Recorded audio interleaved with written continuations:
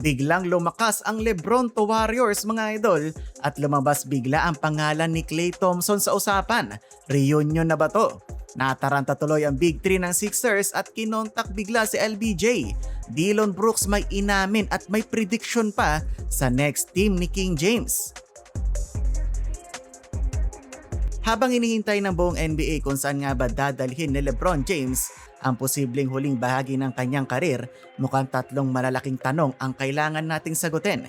Pipiliin niya ba ang perfect ending sa Cleveland? Susubukan ba niyang bumuo ng panibagong super team sa Philadelphia?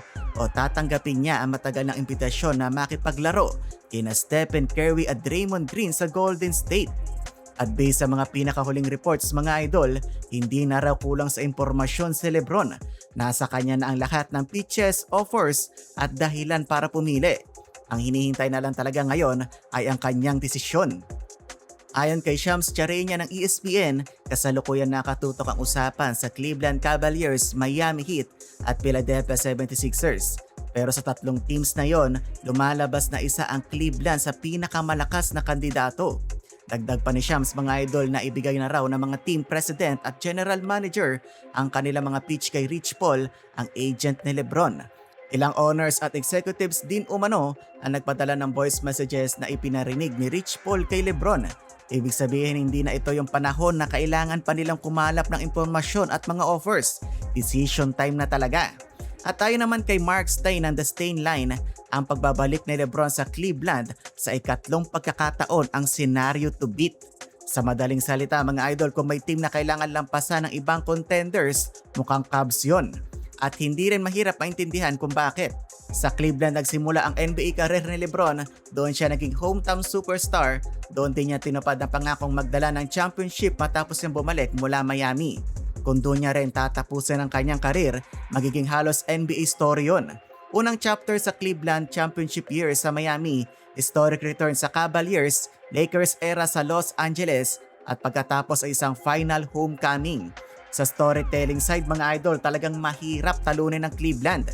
Pero habang parang storybook naman ang ending na inaalok ng Cavaliers, may ibang klase namang pitch ang Golden State Warriors. Hindi lang tungkol sa legacy ang argumento nila. Tungkol din sa happiness ni LeBron sa court dahil for sure puro highlights ang mangyayari pag nagsama ang dalawang legends, Steph at King James. Relationships mga idol at pagkakataong makasama ni LBJ, ang ilan sa mga pinakamalapit niyang kaibigan sa NBA. Kinumpirma pa ni Draymond Green na ginugol niya ang mga nakarang araw sa pag-recruit kay LeBron. At ayon sa isang report, seryoso raw na pinag-iisipan ni LeBron ang mga pitch ng Warrior star. Hindi naman sekreto ang closeness ni LeBron at Draymond. Matagal na sila magkaibigan kahit ilang beses silang naging magkalaban sa pinakamalaking stage ng basketball. Sa katunayan, nag-circulate pa nga ngayon ang video kung saan magkasama nagbabanding si LeBron, Green at ang komedyante na sa Kevin Hart. Lakas pa ng asaran ng tatlo. Up 3-0. What did we say we're racing? You ain't beat me yet. Did we say we're racing to 10? Cooking you. I'm up 3-0. Apat na sunod na NBA Finals ang nilaro ng Cavaliers at Warriors mula 2015 hanggang 2018. Ilang taon silang magkatunggali. Pero sa labas ng court, naging malapit ang kanilang relasyon. Ngayon, posibleng mula sa pagiging rivals, ay mauwi sila sa pagiging teammates. At syempre naroon din si Stephen Curry ang kinukonsidera na greatest shooter of all time. Nasabi na noon ni LeBron na kung pipili siya ng active NBA player na gusto niyang makasama, isa si Steph sa pinakamalaking choices niya. Kaya isipin nyo na lang mga idol ang basketball possibilities. Si Curry na isa sa pinakamapanganib na shooter sa history, si LeBron na hanggang ngayon ay kayang kontrolin ang laro bilang scorer at playmaker, pinakamataas sa basketball IQ. At si Green na matagal na nagsisilbing defensive leader at connector ng Warrior system. Pero hindi ibig sabihin automatic na magiging unstoppable na sila.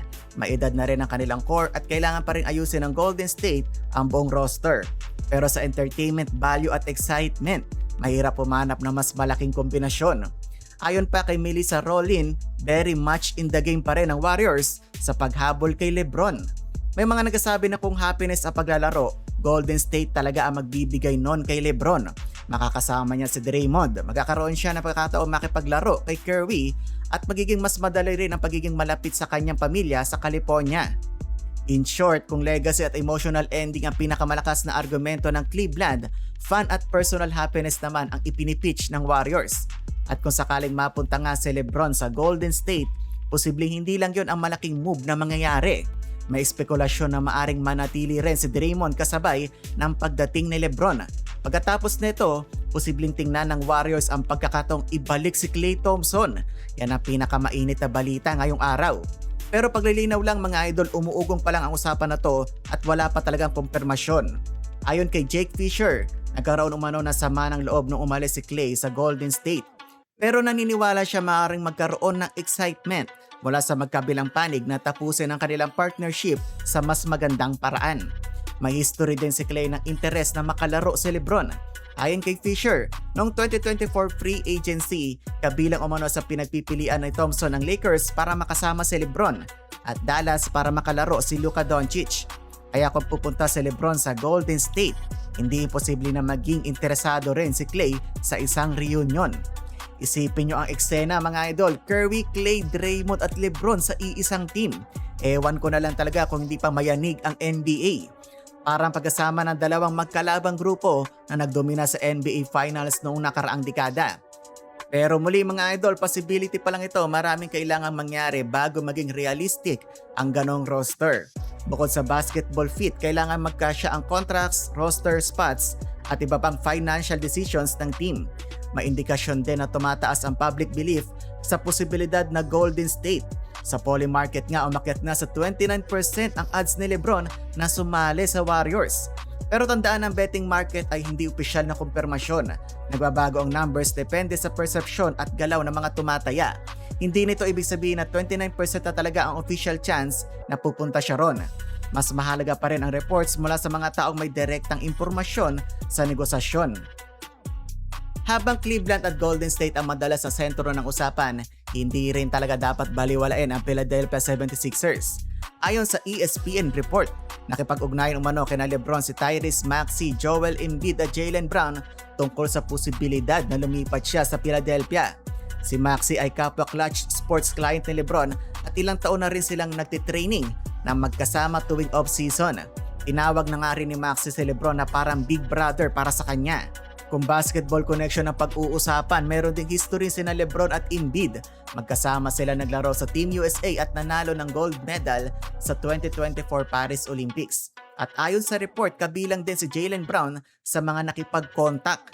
Kung matatandaan noong February, binigyan pa nga ni Lebron si Brown ng MVP endorsement. Hindi pa malinaw kung gaano kalakas ang pagkakataon ng Philadelphia kumpara sa Cleveland o Golden State. Pero ang pagkakaroon ng personal recruitment mula sa mga established na stars ay nagpapakita ng seryoso ang interes sa kanya. At dito nagiging mas komplikado mga idol ang desisyon ni Lebron. Hindi na lang ito tungkol sa kung aling team ang may pinakamalakas na roster pag tiningnan sa papel. Kailangan niyang isipin kung saan siya pinakamagiging masaya, kung saan siya magkakaroon ng realistic chance na manalo, at kung anong ending ang gusto niyang iwan sa kanyang karir. At huwag din natin kalimutan na kasama sa mga team na binabanggit sa report ang Miami Heat, ang franchise kung saan nanalo si Lebron ng 2 sa kanyang championships. Bagamat limitado ang detalye natin ay binigay tungkol sa Miami Peach, sapat ang pangalan ng Heat para pag-isipan ni The Chosen One.